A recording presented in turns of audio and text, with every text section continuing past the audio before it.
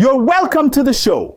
My name is most definitely not Dr. Damages, but we're coming to you from the greatest city in the world, New York City.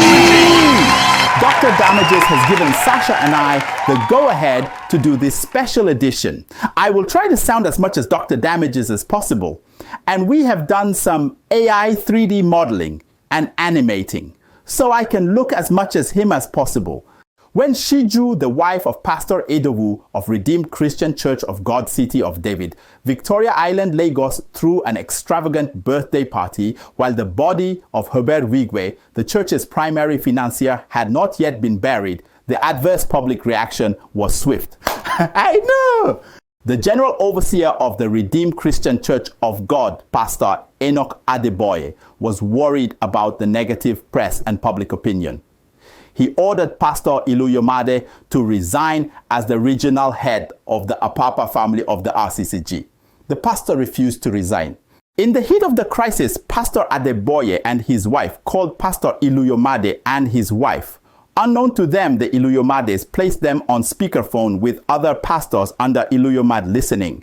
The Iluyomades told the Adeboyes they would not take nonsense from them. They threatened Adeboye that if they should open their mouths and say what they knew about the church, nobody would again take the general overseer as a serious man of God. After that phone call, Adeboye pulled back from his demand that Pastor Iluyomade resign from the church that the late Pastor Escor Mfon started. Mfon was an assistant to Pastor Tony Rapu, who built and headed the Apapa parish in the 1990s. And when Escor died suddenly, Pastor Iluyomade squeezed out more competent pastors like Ben Akabwezi to inherit the city of David. You won't find anything about the history of the city of David, the men and women who helped build it on their website. It is a story for another day. Using media hacks and damage control measures, the matter of the inappropriateness of Iluyomade's wife's birthday party died down.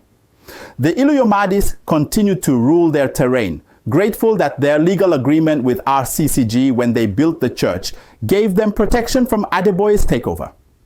But other ripples across other regions of the church have not died down. The one in North America has bubbled to the surface again and again, leading to the exit of leading pastors like Adetola. Those are not the subjects of this piece. They are matters for other days. Before I continue, let me acknowledge that after this piece is published, I will lose all my job contracts and start rummaging through trash bins and collecting plastic bottles and aluminum cans in New York City. It is the kind of punishment that Pastor Enoch Adeboye's God exerts on people who questioned him about tithes. So, I am ready. Don't cry for me when it happens.